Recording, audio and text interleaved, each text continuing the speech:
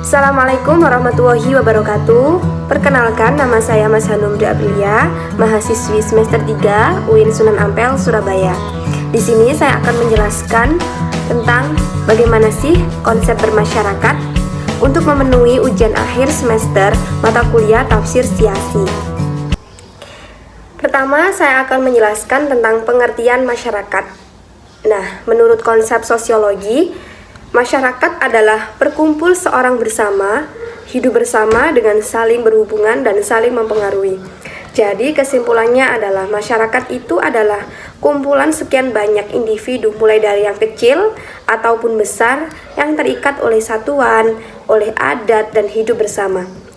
Ada beberapa kata juga dalam Al-Quran yang menunjukkan tentang masyarakat atau komunitas manusia, yaitu ummah, kaum, dan sya'ab. Di sini saya akan mengulas sedikit demi sedikit. Pertama, apa sih kaum? Kaum yaitu kelompok manusia yang dihimpun oleh suatu hubungan atau ikatan yang mereka tegakkan di tempat kaum tersebut berada. Sesuai dengan surat Al-Hujurat ayat 11, yang artinya, wahai orang-orang yang beriman, janganlah suatu kaum mengolok-olok kaum yang lain, karena boleh jadi mereka yang diperolok-olokkan lebih baik dari mereka yang mengolok-olok. Dan janganlah pula perempuan-perempuan mengolok-olok perempuan lain, karena boleh jadi perempuan yang diperolok-olokkan lebih baik dari perempuan yang mengolok-olok. Janganlah kamu saling mencela satu sama lain, dan janganlah saling memanggil dengan gelar-gelar yang buruk. Seburuk-buruk panggilan adalah panggilan yang buruk atau fasik setelah beriman, dan barang siapa tidak bertobat, maka mereka itulah orang yang zalim. Surat Al-Hujurat ayat 11.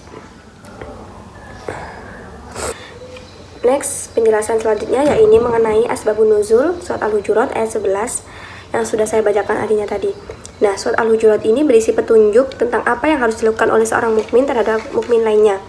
Nah, tadi kan di artinya sudah jelas bahwa di surat Al-Hujurat ini sudah menjelaskan bahwa kita sebagai seorang mukmin tidak boleh mengolok-olok, mengejek, saling memberi panggilan yang buruk, seuzon, tajasus, dan ghibah. Serta kita juga tidak diperbolehkan bersikap sombong dengan apa yang sudah kita miliki dan saling membanggakan diri, karena derajat manusia di hadapan Allah Subhanahu wa taala sama, yang membedakan hanyalah ketakwaannya masing-masing. Selanjutnya saya akan membahas tentang tafsir Al-Hujurat ayat 11 menurut Abu Fida Ismail Ibnu Katsir. Di sini dijelaskan larangan mengolok-olok ditujukan kepada kaum laki-laki, lalu diiringi dengan larangan yang ditujukan kepada kaum perempuan. Kata kaum dalam Al-Quran secara berulang-ulang sudah digunakan sebanyak 383 kali. Pada awalnya kata kaum ini digunakan untuk kelompok laki-laki saja. Namun kata kaum ternyata tidak membatasi adanya pada kelompok laki-laki, tetapi mengandung beberapa variasi pengertian yang dapat dibedakan secara jelas. Antara lain, yang pertama, kata kaum menunjukkan arti secara umum, sebagaimana dijelaskan di surat Al-Waqiah ayat 11. A'udzu billahi minasyaitonir rajim. Bismillahirrahmanirrahim. Lahu mu'aqibatu min baini yadayhi wa min khalfihi yahfazunahu min amrillah. Innallaha la yughayyiru ma biqaumin hatta yughayyiru ma bi anfusihim. Wa idza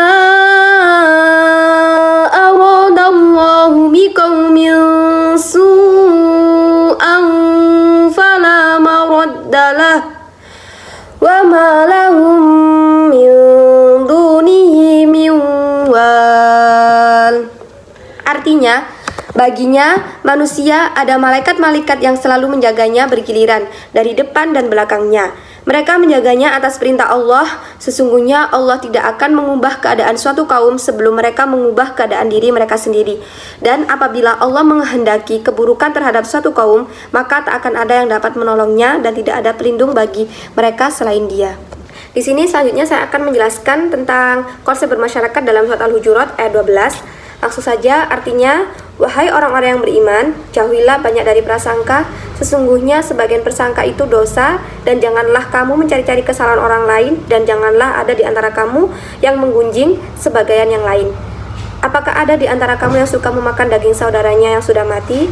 Tentu kamu merasa jijik dan bertakwalah kepada Allah. Sesungguhnya Allah Maha Penerima Tobat, Maha Penyayang. Surat Al-Hujurat ayat 12. Selanjutnya yaitu saya akan menjelaskan asbabun nuzul dari surat Al-Hujurat ayat 12. Dalam satu riwayat ditemukan bahwa ayat ini turun berkenaan dengan Salman Al-Farisi yang apabila selesai makan ia terus tidur dan mendengkur. Pada waktu itu ada orang yang mempergunjingkan perbuatannya itu.